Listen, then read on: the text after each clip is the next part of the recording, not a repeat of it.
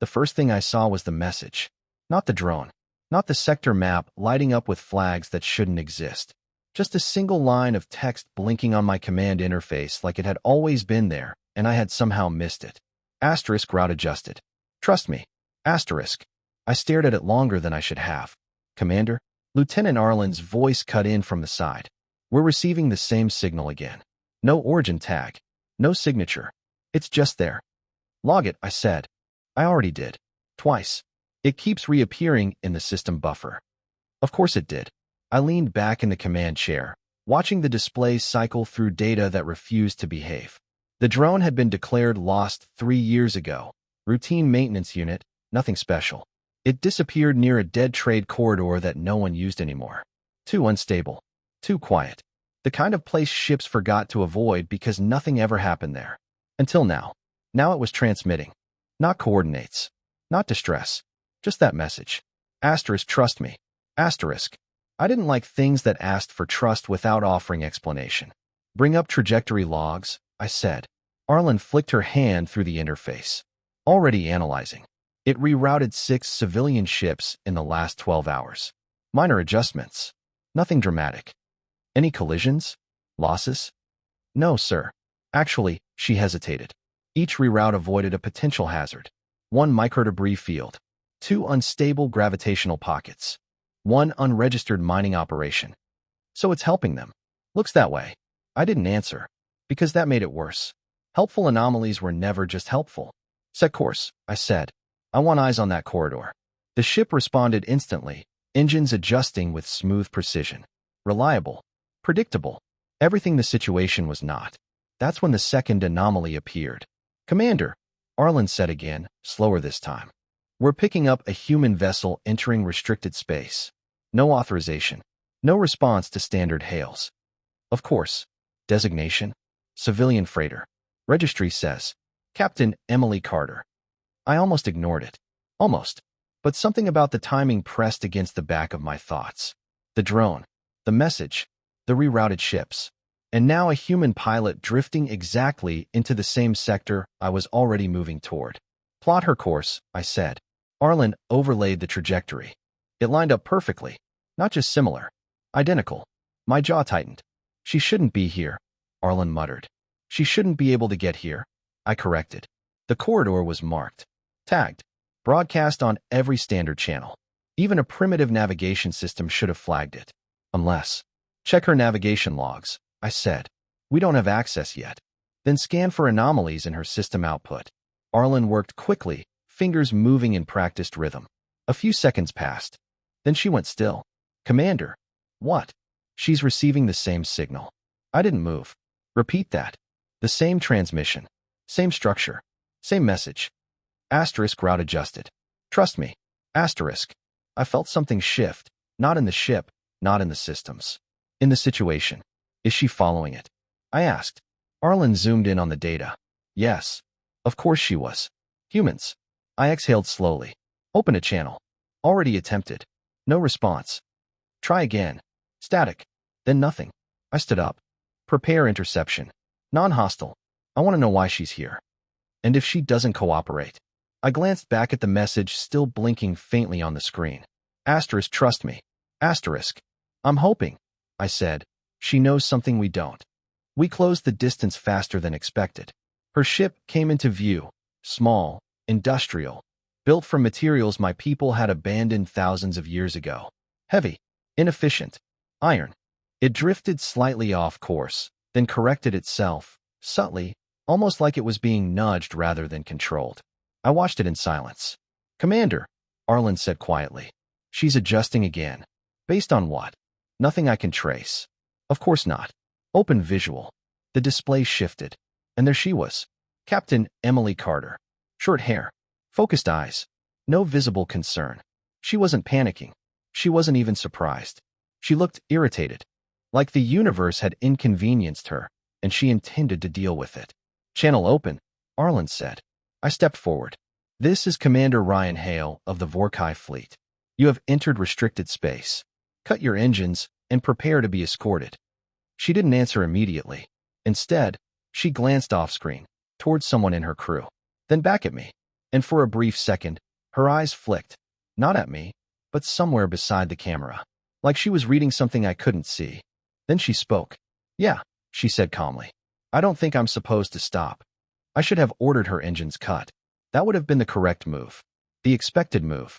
The kind of decision that kept situations contained, predictable, manageable. Instead, I hesitated. Not long. Just enough for it to matter. You don't think you're supposed to stop?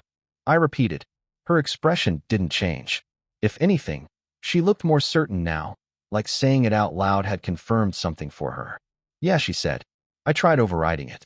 Didn't stick. You're telling me your ship is ignoring your commands. I'm telling you, she replied, that something adjusted my route before I even knew I had one. Behind me, I could feel Arlen watching the exchange, waiting for me to reassert control. I didn't. Cut your engines anyway, I said. Now. Emily glanced off screen again. There was a pause, short, but deliberate. Then she reached forward, hands moving across her console. I am cutting them, she said. Her ship didn't slow down. Arlen swore under her breath. Commander, her engine output hasn't changed. I can see that. On the display, the freighter continued drifting forward, steady, precise, like it was following a path only it could see. Run a full scan. I ordered. I want to know if something is interfacing with her systems. Arlen's fingers moved fast. No external signal. No boarding signatures. No override protocols. Then how? I don't know. Of course she didn't. I looked back at Emily. She didn't look surprised. You've seen this before, I said. It wasn't a question. She tilted her head slightly, like she was deciding how much to say. Not like this, she admitted. But close. Explain. My NAV system's been off for a while. Minor corrections. Small adjustments. Nothing I couldn't override. She paused. Until today. And you followed it. I didn't plan to. She shrugged, almost casually. But every time I checked the route, it made more sense than the one I had. That wasn't an answer. It was worse. Because it sounded reasonable. Arlen stepped closer to my side, lowering her voice. Commander, this is escalating. We need to either disable her ship or pull back. I knew that. Protocol was clear. Unknown interference inside restricted space. Unresponsive vessel, potential threat. Neutralize. But, Commander, Arlen pressed. I know. I looked at the message again. Asterisk route adjusted. Trust me. Asterisk. It was still there. Still unchanged. Emily, I said slowly. What exactly is your ship telling you right now? She frowned slightly.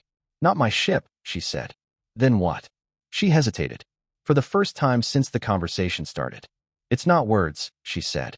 It's more like suggestions. Suggestions don't override engine control. Yeah, she said quietly. That's what's bothering me. Before I could respond, the ship lurched. Not violently. Just enough to register. Arlen grabbed the console. Gravitational fluctuation, she said. Small, but no, wait. That's not right. Report. It's not external. It's us. What? Our trajectory just shifted. I felt it then, the subtle change in motion. We weren't following our plotted course anymore. We were aligning with hers. That's not possible, Arlen said. I didn't authorize. I didn't either. I cut in. The realization hit all at once. It wasn't just her ship. It was mine. Commander, Arlen's voice dropped. We're receiving the signal again. Of course we were. I stepped back toward the main display. There it was. Clearer now. Stronger. Asterisk route adjusted. Trust me. Asterisk. I exhaled slowly. Override navigation, I said. Arlen tried. Nothing happened. I can't. Manual control. She switched systems. The ship resisted. Not aggressively. Not violently. Just refused. Like it had already made its decision. On the screen, Emily's ship adjusted again, slight, precise. And we followed. I looked at her. She was watching me now. Not her controls. Not her crew. Me. You feel it too, she said. It wasn't a question. I didn't answer. Because I did. Not in the systems. Not in the data. Somewhere deeper. Like the situation had already moved past the point where control mattered. This is not acceptable, Arlen said sharply. We are losing command authority. No, I said quietly. She turned to me. What? We already lost it. Silence. On both ships. For a moment, nothing moved. Nothing changed. And then, the stars shifted. Not physically. Not visibly. But but in the way they aligned on the display. Our path. Her path. The drone's last known coordinates. All converging. Commander, Arlen whispered. We're being led somewhere. I knew. I could see it. And for the first time since this started, I wasn't sure I wanted to stop. I looked back at Emily. She didn't look afraid. She looked focused, like this was finally making sense to her. We're not the only ones following it, she said. What do you mean? She tapped something on her console. A new signal appeared. Then another. And another. Multiple ships. Different origins. All adjusting course. All converging. All following the same impossible instruction. Asterisk, trust me. Asterisk. My chest tightened. This wasn't an anomaly anymore. This was a pattern. And patterns had intent. Commander, Arlen said. We need to disengage now. I didn't move. Because something about that felt wrong. Like stepping away from an answer before you understood the question. Not yet, I said. Sir. Not yet. I stepped closer to the screen, watching the paths align, watching the convergence point grow clearer. And for the first time, I asked myself something I hadn't considered before. Not asterisk, what is this doing? Asterisk. But. Asterisk, why us? Asterisk. We should have turned back. That thought came to me 3 separate times in the next 6 minutes. Each time, it felt correct, logical, necessary. And each time, I ignored it. Because the moment we tried to break formation, just slightly, just enough to test control, the ship resisted again. Not violently, just firmly, like it had already committed to something we didn't understand. Commander, Arlen said, her voice tight now. We're crossing into an uncharted zone. No map structures. No known installations. I can see that. The stars ahead didn't look different. That was the problem. No anomaly field. No visible distortion. Just empty space. Quiet. Still. Unremarkable. And yet every system on my ship was telling me this was the most active region we had entered in years. Energy readings? I asked. Low. Almost non-existent. Arlen frowned. That doesn't make sense. Nothing about this does. On the adjacent display, Emily's ship continued forward, steady, unwavering. She hadn't tried to break away again. She hadn't even questioned it. That bothered me more than anything. Open channel, I said. It connected instantly this time. No interference. No delay. She was already looking at me. Yeah, she said. You see it too, right? No, I replied. I see nothing. That's the problem. I studied her face. No fear. No hesitation. Just that same focused certainty. What are you seeing? I asked. She didn't answer immediately. Instead, she leaned slightly closer to her console, eyes narrowing. Not at me, but at something just beyond the edge of her screen. It's not visual, she said slowly. It's like a pattern. A pattern of what? She exhaled. Decisions. That made no sense. Clarify. It's like, she hesitated, searching for the words. Like every move we're making is being anticipated. Not controlled, just expected. I felt something tighten in my chest. That's not possible. Yeah, she said quietly. I keep thinking that too. Behind me, Arlen spoke again. Commander, we're approaching the convergence point. Define it. She brought up the overlay. Every ship we had detected, civilian, military, human, Vorkai, was now locked into intersecting trajectories. All leading here. All arriving at the same time. That's not a coincidence, Arlen said. No, I agreed. It's not. I looked back at Emily. How long have you been following this? I asked. She gave a small, humorless smile. Longer than I realized. Something about that answer stayed with me. Because it sounded familiar. Like I should have understood it sooner. The ship slowed. Not by command. Not by system input. Just gradually. As if the destination had already been reached. We've stopped, Arlen said. I didn't respond. Because I could feel it. Not movement. Not force. Just stillness. On the display, Emily's ship came to rest across from ours. Same distance. Same alignment. Perfect symmetry. Too perfect. This is wrong, Arlen whispered. I almost agreed. But, scan the area, I said. I already did. And, there's something here. Define something. She swallowed. I can't. Of course she couldn't. Because when I looked at the display, I still saw nothing. Just empty space. And yet, every instinct I had was telling me we were not alone. Emily leaned forward suddenly. You feel that? She asked. I feel a lot of things, I said. None of them are useful. No, she said, shaking her head. Not like that. I mean, she stopped. Her expression changed. Subtle, but unmistakable. From focus to recognition. Wait, she whispered. What? She didn't answer me. She was staring past the camera now, at something I still couldn't see. Emily, I said sharply. Report. Her voice came back softer, like she was speaking to something else. It's not giving directions anymore. My pulse slowed. Then what is it doing? She looked back at me, and for the first time since this began, she looked uncertain. It's waiting, she said. For what? Her eyes didn't leave mine, and something in that moment shifted. Not in the ships, not in the systems. Between us, like the answer had always been there, just unrecognized. I think, she said slowly, it wants us to choose. Silence. Across both ships. Across the entire empty sector. Waiting. I glanced at Arlen. She shook her head immediately. Commander, we disengage. Now. I knew that was the correct decision. I knew it. Every part of my training said the same thing. Unknown anomaly. Loss of control. Potential threat. Withdraw. But I looked back at Emily. She hadn't moved. She wasn't touching her controls. She wasn't looking at the systems. She was watching me. Waiting.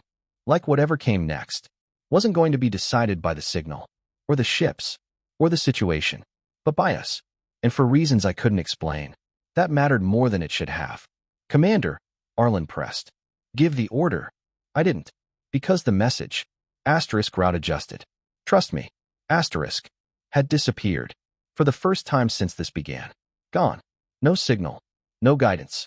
No correction. Just silence. And a choice. I took a breath. And realized I had no idea what the right decision was anymore.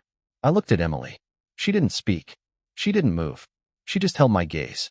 And somehow, that felt more certain than anything the system had shown me. Arlen, I said quietly. Yes, Commander. Stand by. For what? I didn't answer. Because I didn't know yet. And then, every system on the ship went dark. At once. No warning. No failure cascade. Just nothing. The display vanished. The lights cut out. The engines fell silent. And in the sudden, absolute darkness, the last thing I heard before everything stopped was Emily's voice. Not over comms. Not through the system. Right next to me. Close. Too close. Ryan, she said softly. We're not on the ships anymore. The systems were gone. The signal was silent. And for the first time, there was no guidance. Only a choice. But if nothing was controlling us anymore, then who, or what, brought us here in the first place?